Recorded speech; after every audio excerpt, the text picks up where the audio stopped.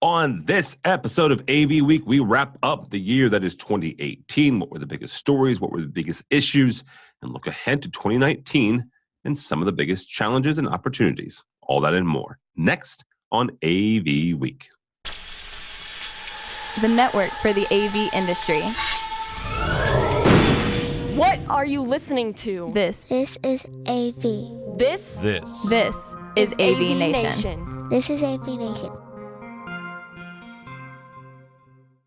This is AV Week, episode 384, recorded Friday, December 21st, 2018. Here comes 2019. Support for AVNation is brought to you by Christie Digital and by Kramer, AV Beyond the Box.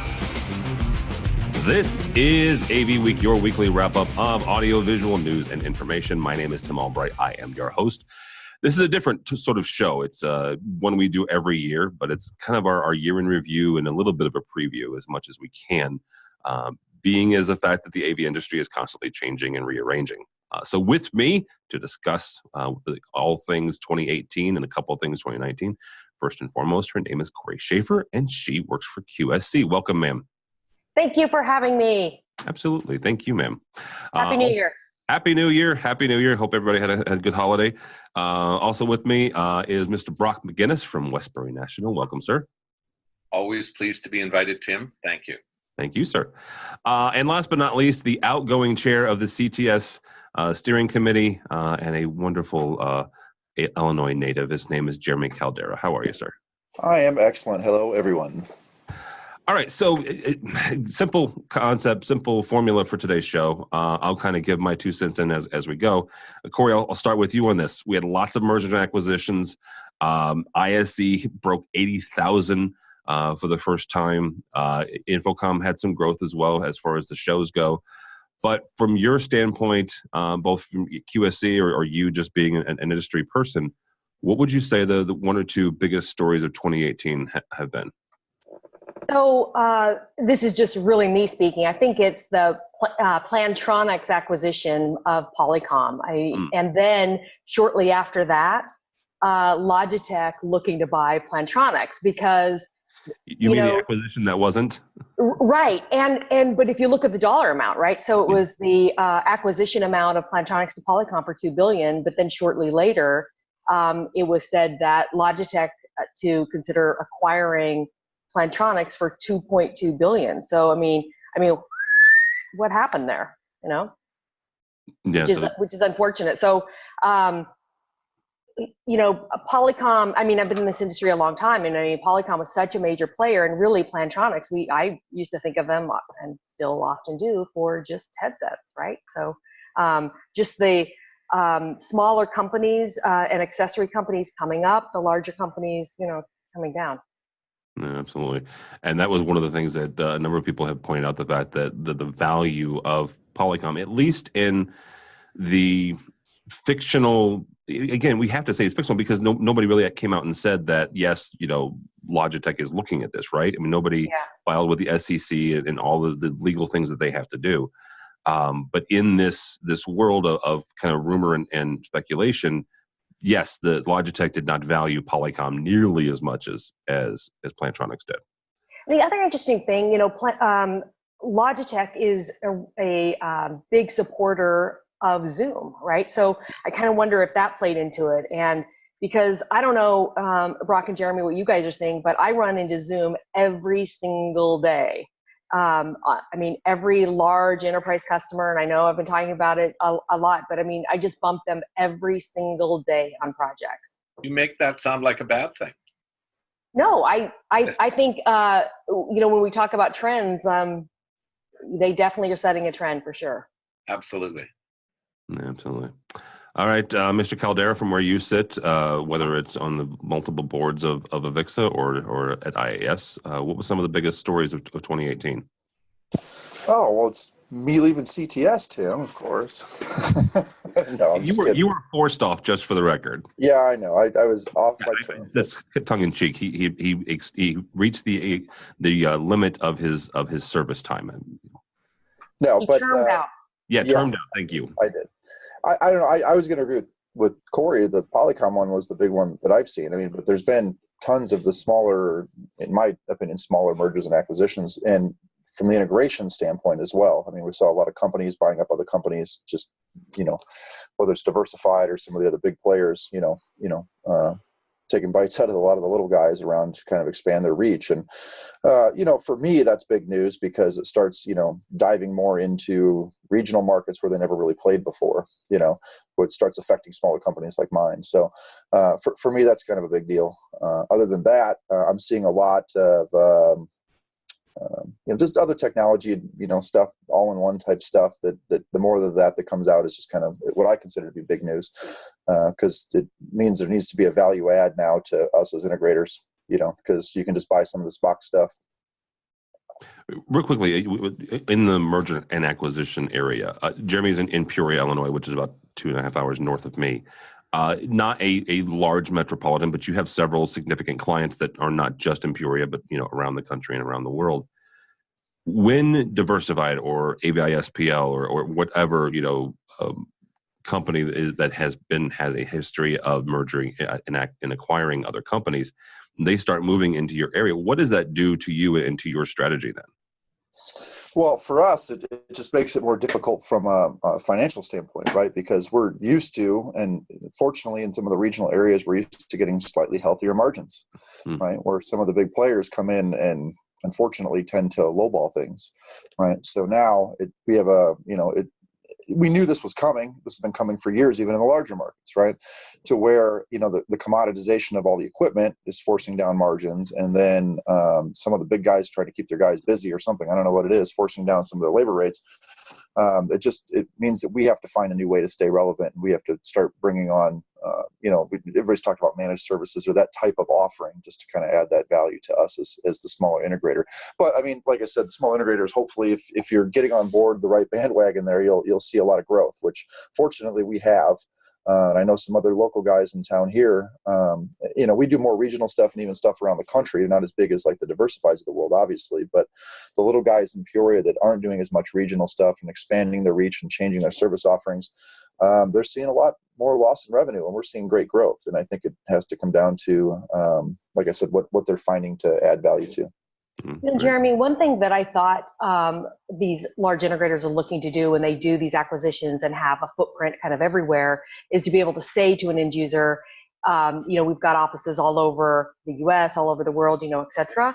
But what I'm actually seeing as far as boots on the ground for me, and it's micro, but I mostly spend time in New York and the Bay Area with these large global customers. They're still looking local. They're still dealing with a local integrator, and sometimes it'll be a big guy because they have a local office and they've had a relationship, but often it's still that small local integrator.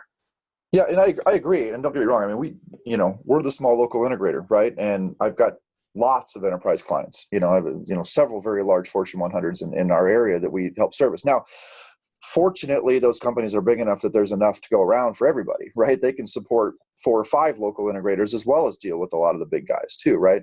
And the nice thing is we as a small integrator, they trust us, they know us, they deal with us. We help them do demos and analyze different equipment and all the new things that come in, and they trust our opinion on this, where they don't necessarily trust the opinion of the big guys. So they think they're just trying to be sold, right? Because they know we have a lot more invested in it. At least that's what I've been told, the way they look at us. But that being said, there's a lot of times where I'll even work with some of those larger integrators to help deploy solutions that we're coming up with for them in areas where we can't touch. So it's interesting that they value your opinion and honestly your relationship with them a little bit more than the folks that they may view as being outside the area, right? And that kind of speaks to the way that you guys have handled yourself and other integrators as well, is the value of the relationship, which is something that Mr. McInnes has been trying to drill into my head for 10 years. So. But it's 100% true. Yeah, the relationship is 100% it. People do business with people. And we've recently, at Westbury here, joined the PSNI Global Alliance as a way of servicing our customers who have locations outside of Canada. But as part of that PSNI relationship, we've started servicing large multinational enterprises for other integrators. And I've gotten to know some of the account managers at other integrators that are dealing with these big multinationals. People do business with people. And the sign on the door in the end kind of means nothing. I think that the movement, really the mergers and acquisitions movement, both at the manufacturers level and at the integrators level, is about scale. Jeremy, you say large companies come into your area and lowball. Well, their cost bases are lower than yours.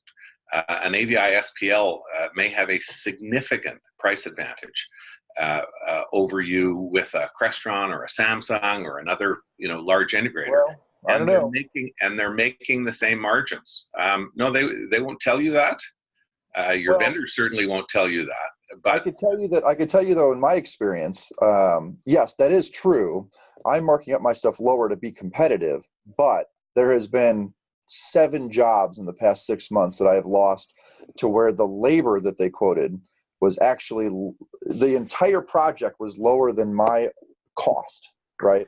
And the labor that they quoted was almost half of what I quoted, and we're seeing a significance in change orders is what it comes down to. And I've had my clients tell me that, and I've had some of my good clients say, Jeremy, look at how much cheaper they are than you. They're offering the exact same thing, and they've shown me the dollar to dollar. The equipment's darn near closer to the same, but it's the labor. So, and so the other thing that happens is that companies that are using primarily subcontract labor forces begin to mark those subcontractors up as they mark up their product, as opposed to trying to get the 2 times, 2.5 times, 3 times metrics that we do on in-house labor. So there's lots of things that are evolving, and the evolution is about us maturing as an industry. We came from very technical backgrounds, not particularly astute business people, but great technical service providers. And now it's a lot of MBA bean counters that are running the business, and they're going, we're looking for efficiencies here, we're looking for price advantages there, we're going to buy market share in Peoria because it's Peoria, and we're going to make that money up on a global basis. And we're now just facing some of the business pressure, I believe, that is being faced in other industries all the time. Our need is to become more agile, more efficient, and then also think about scale. This is the kind of angst, Jeremy, that drives small integrators like yourselves into the hands of big ones, or motivates you to go, you know what, I got to connect with the guy in the next regional city, and the next regional city, and the next regional city. So the 5 of us together have the scale to be able to take on some of these behemoths. That's the business side of things. Good people, in the end, want to work for good companies. It's all about people. And so that's what we do have going for us. Because one of the things that I have noticed from some of the large companies is that talent pool, that gene pool, it gets pretty thin at times. But Brock, don't you think it's also we have to change how we do business? Meaning, one thing that I constantly see is, we look at integrators' websites and manufacturers, all of us, we just don't really know how to market our value prop. And we all kind of are saying the same thing. It's really hard to show where we're different, and we are a very technical pool here, gene pool. And I personally think the customer is looking for. Yes, relationships are still important, thankfully, but they're looking for ease of it. They're looking for different and things that take away their problems. Yes, they're also looking for companies like us to communicate with them in the same way and do business with them in the same way as other large enterprise service providers do. So, we kind of need to look and act like Cisco, or you need to look and act like Cisco. I need to look and act like a Cisco VAR, or a Rico, or somebody else that is in their business every day. Those kind of turnaround times that kind of accuracy, that kind of documentation, and price agility. Yeah, absolutely. All right, Mr. McInnes, you'll have the last word on for 2018. What was the biggest one or two stories for you? The mergers and acquisitions thing has stopped being a story for me. When I looked back at the year, the one thing that I recognized that as an industry we had stopped talking about is Microsoft and Google. And if you look back a year, 18 months ago now, it was all about Surface Hub. Mm-hmm. And it was going to take over the world, and it was going to ruin our lives. And it was all about Jamboard, and it was going to take over our lives. And the collaboration mantra that was happening through the industry. And we were terrified that these appliances sold by mega enterprises were going to consume AV. Nobody's buying them a second time. The manufacturers have effectively put those products on the shelf. Nobody's talking about them at any level. And that wave has come and gone. Why? Why? Yeah, why? Because is it the product? Is why? So the product was 90% marketing and 10% delivery. And it was very late, but a lot of integrators and a lot of VARs invested a lot of money. I can give you an awesome deal on a Jamboard if you're interested. The positioning to be able to provide this contract, because they're too hard to use. Collaboration, I think, has evolved over the last 18 months from making somebody stand up at the front of a meeting room like a third grade teacher and draw squiggles on a touch board or operate a PowerPoint directly from a board, to collaborating on individual devices, laptops, tablets, phones, at the table, using software tools in the wireless collaboration world that are readily available and way easier to learn. Corey, you and I have no problem standing up in front of a room and driving a presentation from a board. We're 10%ers. 90% of meeting participants, they want to share from the safety of their seat, protected by the table in front of them, and using a device that they know and use and love and have confidence in. And so the collaboration story has changed, and to me, that's the biggest evolution of 2018 in our industry. We're just collaborating differently, right? So we're still collaborating. Yeah, other than, as you mentioned, pre-show, Zoom. Zoom is the biggest story, from January 1 to December 31, 2018, it has gone from a sometime conversation to an absolutely every day, every customer, all the time. How do I pull this codec out and replace it with Zoom? What assets can I reuse? How can I make it make video conferencing as easy for all my users as Zoom is? And they are delivering on the promise of video conferencing better than anybody has, from my humble perspective, than anybody has ever done that before. 100% agree. I mean, our company had adopted a different platform, and many times my users are using Zoom. So when I send them an invite, even from another platform, I have customers saying to me, no, we're not using that.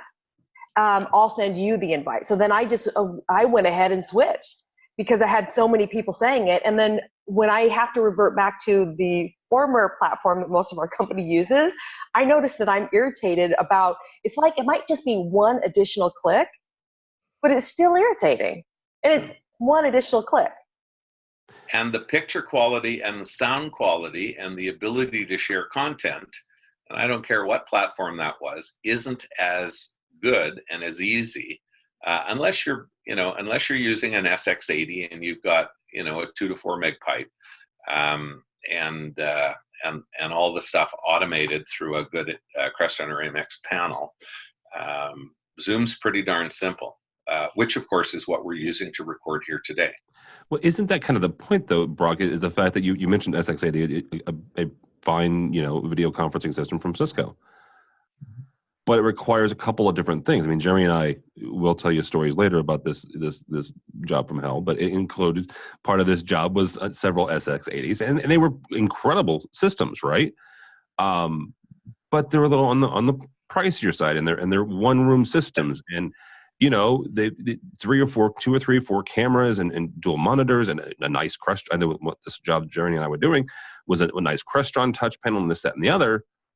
When we talked about you collaborating from your laptop, you can give a laptop or a connection to anybody and send them to a conference room and plug in and either use the camera there or use the one in the room or on the laptop, and in 30 seconds to a minute they could be on a Zoom call.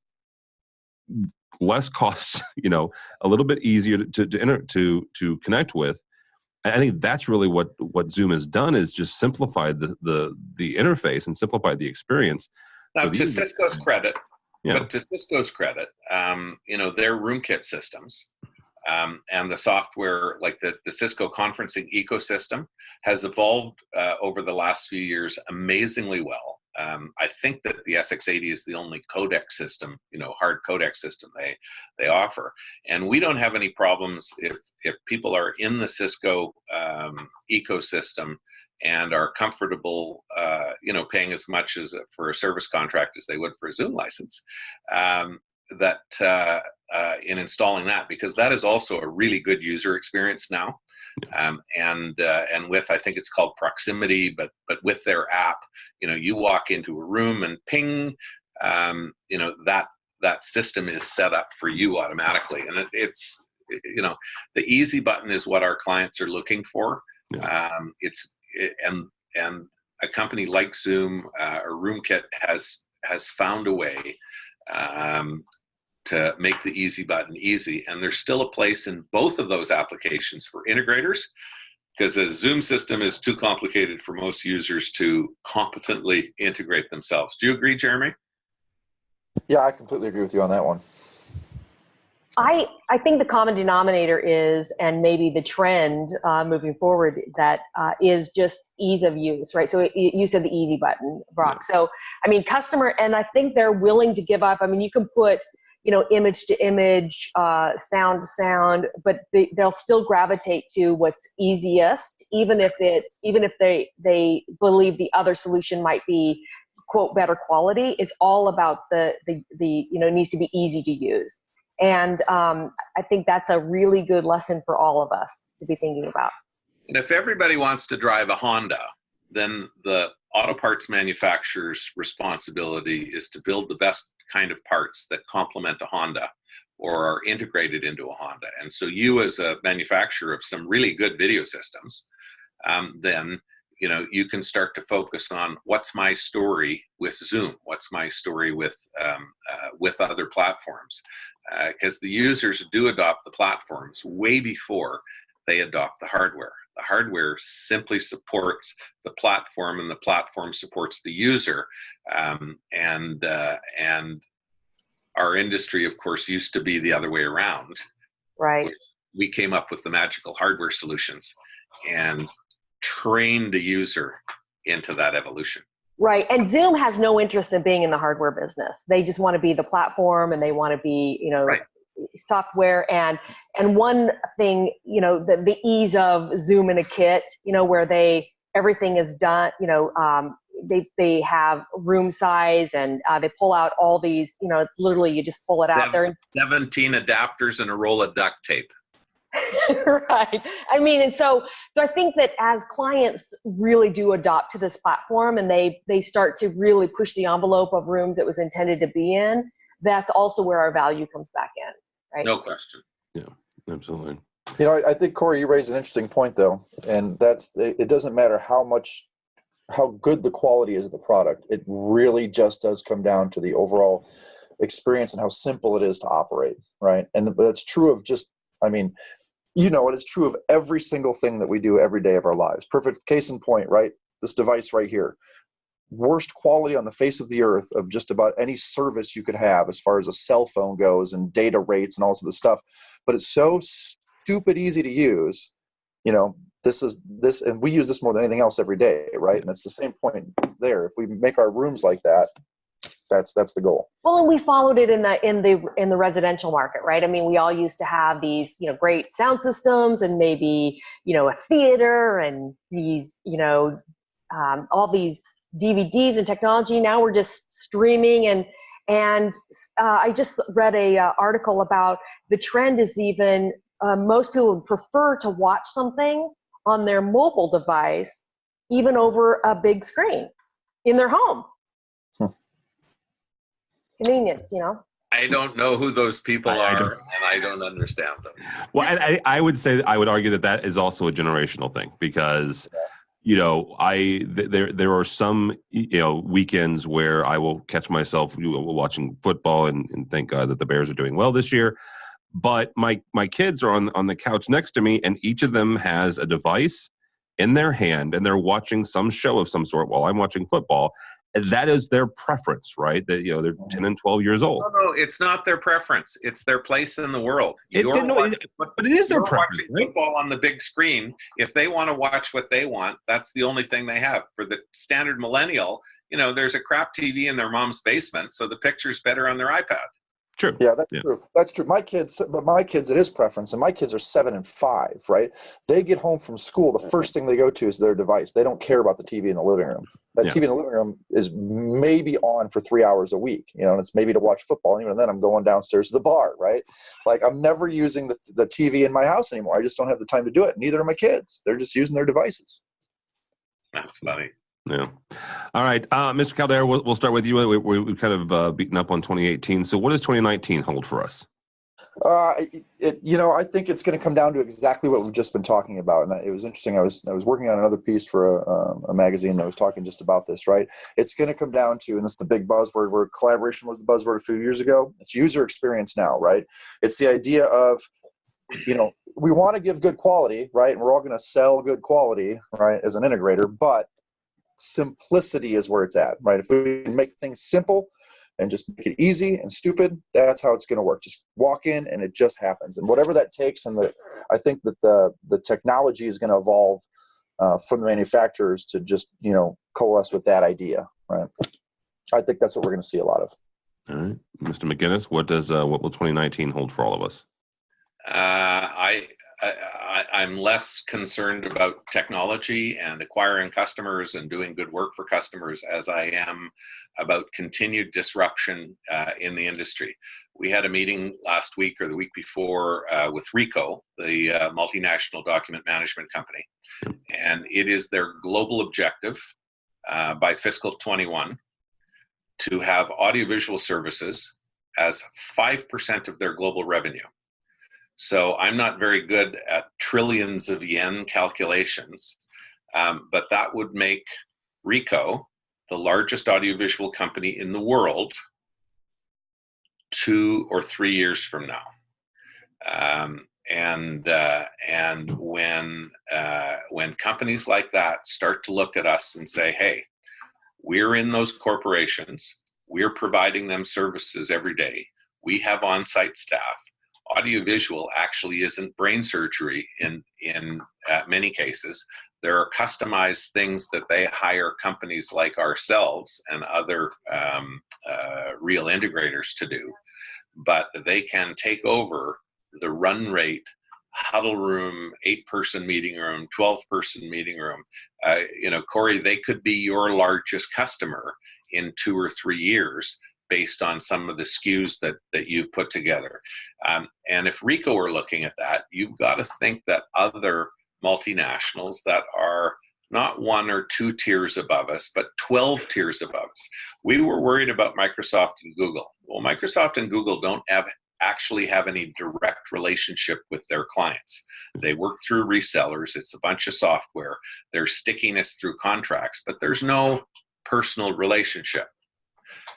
IBM, Xerox, HP, there's a huge tier of corporate hardware, software, services, and value add providers that have everyday relationships and contractual relationships with their customers, including governments that have third-partied a lot of their stuff. And I look at that group as potentially being significant disruptors to our cozy little club. And when they come in against competition, they just crush us like bugs. Right. We as competitors, we're really friendly. If I'm coming into Jeremy's area because, one of his clients or prospects has asked us to quote on something, I'm letting him know I'm there. I'm letting him know why I'm there. I'm not there to, to cut his lawn or eat his lunch or tinkle in his sandbox. And generally, we're pretty collegial and get along great within our industry. We start getting people from outside the company, and it is formulas and numbers, and so there's no wonder that scale and the capital that goes with scale, because a lot of these mergers and acquisitions are not being fueled by by some integrator that had a bunch of extra money sitting in the bank. It's being fueled by third-party private equity investors. Yeah. Well, not some of them, all of them, 100% of them. So scale is the only way that some companies are going to be able to compete with the multinationals. And yet, I agree 100% with Brock, but I also agree with Jeremy. So it is about the user experience, right? But I think we're going to see disruption by companies that aren't even on our radar. And, it could be Dell, et cetera. And a lot of it is driven by the fact that the AV and IT thing has happened. And when the budget's held by people that come from that IT background, they're wanting to buy from people that they've already got agreements with. They're already trusted relationships. Things are going in the IDF. I can tell you, we've been asked about this all year long by large customers. Yes. Wanting to buy that way. Yeah. But as Jeremy said, and we all, I think, agree, it does come back to relationship. The one advantage that we do have over those faceless behemoths, the Godzillas that are coming across the Pacific Ocean, is the fact that we do have face-to-face relationships with our customers, and we support the people within organizations that support the business objectives of the organization. We will be tough to beat out on a services level.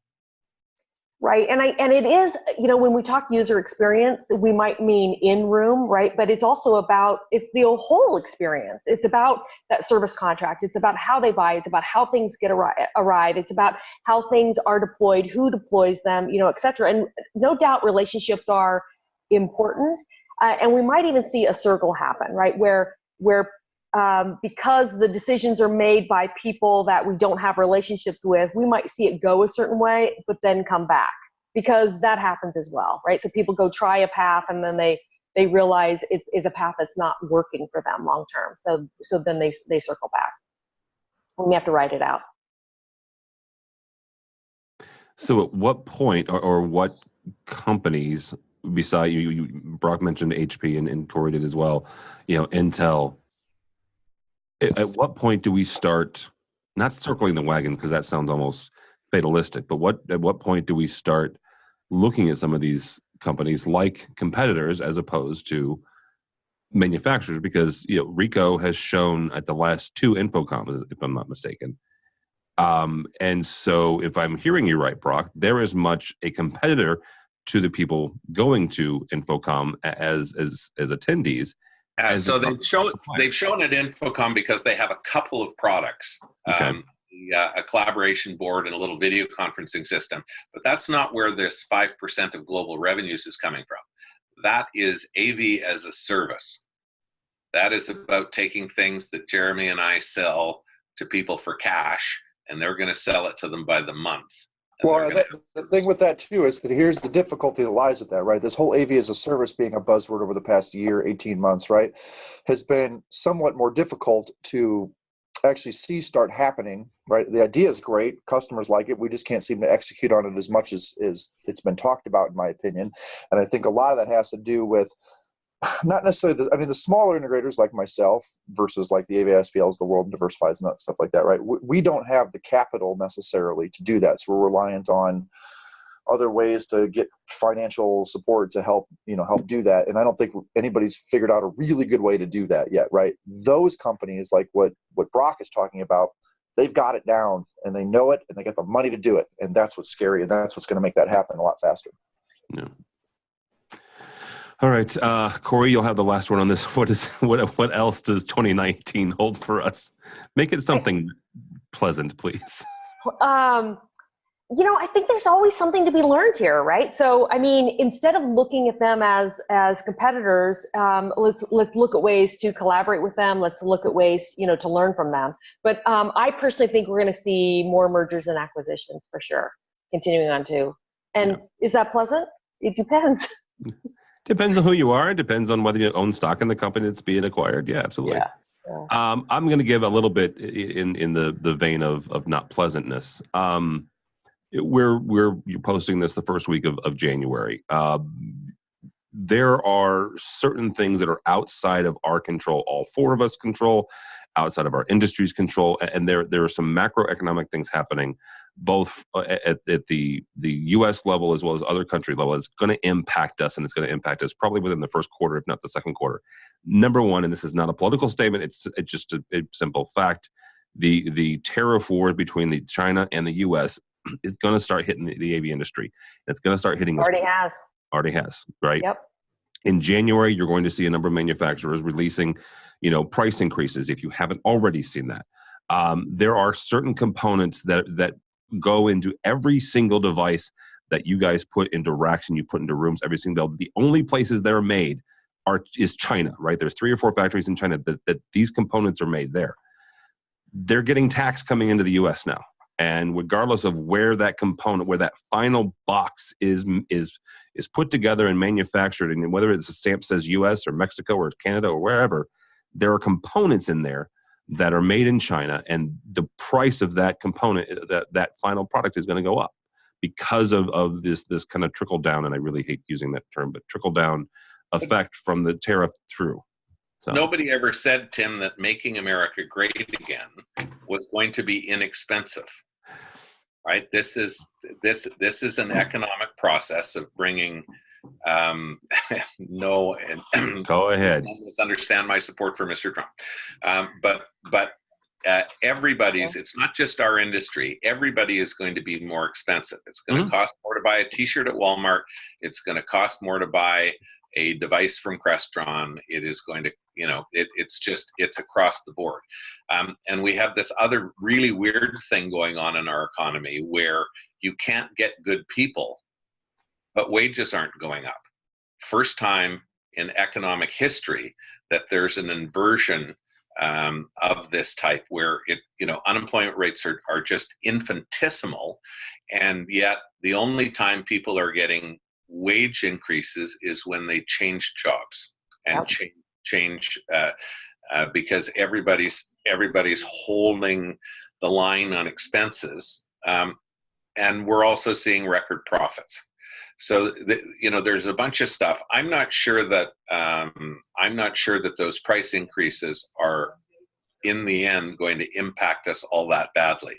It's going to help all of us meet our revenue targets because the price of everything's going up. And so if we sell the same. Well, the fact is prices have already gone up. And the reason prices have gone up by many manufacturers, including with QSE, is that, for months, we just constantly, we're waiting and hearing, well, we're in the integration business, right? So, I mean, at some point we went as far as we could to absorb the 10%, right? And then we just have to make a change. But when we have this back and forth and potentially it's 30 days, 60 days, even 90 days, we're in the integration business. We can't just be changing prices, every 30 days because people have to plan and budget, et cetera. So, that's actually, Brock, that's why I think it's going to impact us, is because the fluctuation of the prices, not saying QSC, but just in general manufacturers, and their prices going up. Jeremy or you could bid on a job that's not going to see the light of day for a year. You're going to you're going to win the job, but then your costs are going to go up 15, 20, 25%. That is correct. And to the point of unemployment, your labor costs are going to go up as well. Because, Yeah. I mean, we're just going to have to find a way to pay more to do the jobs. Yeah. Right. I don't know. I'm fairly more optimistic about this in that I think that this whole tariff cost increase thing is eventually going to work itself out eventually. I hope. 2020. I'm going to be curious, and this is no offense to you, no offense to you, Corey, or manufacturing. I'm of the believer that we will not see any prices go back down. Right, that it's the excuse to raise them, and now then that goes away, and keep them there. I have a sneaking suspicion. Now there are some manufacturers where it will, because and I won't name some, but I've gotten price increases of just overall product, and they say due to tariffs and also the stuff, our prices are going up whatever 10, 15, 20%. Okay, but I've got other manufacturers like my LED wall manufacturers who are just saying our prices are staying the same, but we're line iteming tariff cost right there. Right. Wow. And it's on my quote, tariff cost. The last quote I got was yesterday, tariff cost $8,753. Right. Added on to the cost of my video wall quote. Right now, tariff goes away, that line goes away, my pricing stays the same. Right. But I'm kind of taking it a step further, and I'm actually putting that for someone who's just getting an LED wall quote from me. I'm putting that same line item on there. Sure. Just to kind of show it. Why not? Yeah. Well, I can't really do that when it comes to selling, speakers or something where it's just been increased. Well, on that same wall could cost you $32,000 to ship if you're buying it FOB factory. Right. Right. It's and the client needs to understand that as well, is that it might be $305,000 worth of video wall, but it's $32,000 worth of freight. Right. And that's not air freight. That's the 16-week freight. Yeah. I mean, that's what it is, though. It's we're seeing those cost increases, but some are doing it just overall increases, and I'm hoping they go back down, and some are just line iteming it out. So. Yeah, I like the line item part. So. Yeah. And Brock actually stole my other one for the year, and that is the tight labor market, both here in the U.S. and abroad. There are fewer people looking for jobs. So, but unfortunately, Brock is right about the fact that the cost of, or the money you can make is also tight as well. So, all right, guys, that kicks us off for this first episode of 2019. Thank you all so much, Miss Corey Schaefer. How do people get a hold of you or QSC? You can find me at Corey.Schaefer at QSC, QSC.com, on Twitter, LinkedIn, etc. as Corey Schaefer. All right, very good. Mr. Caldera, since nobody can find you at the CTS steering committee anymore, where do they find you or IAS? IAStechnology.net, or on my Twitter is at Jeremy_Caldera. Very good. And Mr. McGinnis, thank you so much, sir, as always. How do people find you or Westbury? I'm Brock.M at Westbury.com and at Brock McGinnis on Twitter. And I did want to end on a positive note, though. This is still a wonderful time to be in the AV business. We're helping people do their jobs better and faster and easier. And I continue to be proud of all of us and the services that we provide, and the ethical nature in which we provide them, and the enthusiasm we all continue to have about the value of our technology. It's great. And Tim, for 2019, please keep up the great work at AVNation. Thank you for all you do. Well, thank you, sir. I appreciate that. Great. For us here, don't follow me because at this point I'm really just pretty just wearing Bears gear 24/7 until they get out of the playoffs. Go by the website if you would, please, AVNation.tv. AVNation.tv. You'll find this program and a host of others. If you're interested in the residential market, my buddy Matt Scott has a weekly program that covers that as well. It's called AVWeek, and actually he has a version of this year-end review as well. Also, while you're there, check out our supporters section. These are the folks who support us financially, help us bring you AVWeek and ResiWeek in just about a month's time. Integrated Systems Europe, the world's largest audiovisual trade show. So that'll be coming to you from Amsterdam at the Rai Theater for 2 more years. And then in 2 years, we all get to go to Barcelona, which is both good and bad. It's an interesting trek from St. Louis to Barcelona. Let's just put it that way. I've done it once, and it took about 3 days. Not really 3 days, but it took a while. Also, while you're there, we have a new webinar coming up about AV network security, so you can check that out and register for that as well. That happens on the 16th of January if you're interested in that sort of thing. So all that and more at avnation.tv, avnation.tv. Thank you so much for listening. Thanks so much for watching. That's all the time we have for AV Week.